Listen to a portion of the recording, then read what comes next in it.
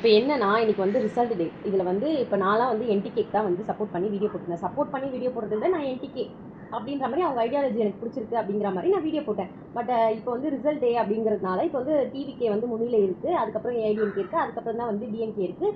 இன்னும் வந்து என்டிகேக்கு வந்து ஒரு சீட் கூட வந்து அது கிடைக்கவே இல்லை அப்படின்ற மாதிரி இப்போதைக்கே நிலவரம் அப்படிதான் இருக்குது. ஆக்சுவலி எங்களுக்கு அவர் ஜெயிக்க தேவையில்லை, அவர் ஜெயிக்க மாட்டார் அப்படின்ற இது எங்களுக்கு முன்னாடியே தெரியும். ஒருத்தர் ஜெயிக்க மாட்டார் அப்படின்றதுக்காண்டி அவருக்கு ஓட்டு போடாமல் இருக்கிறது வந்து ரொம்ப பெரிய தப்பு. ஒரு மெஜாரிட்டியான ஒரு பீப்புள் வந்து ஒருத்தருக்கு ஓட்டு போடுறாங்க, அவங்களுக்கே நம்மளும் போடுவோம் அப்படிங்கிறது வந்து ரொம்ப தப்பு. ஏன்னா ஒருத்தருக்கும் வந்து தனிப்பட்ட விருப்பங்கள் அப்படின்னு வந்து ஒன்று இருக்கும், அதை வந்து மதிக்கணும்.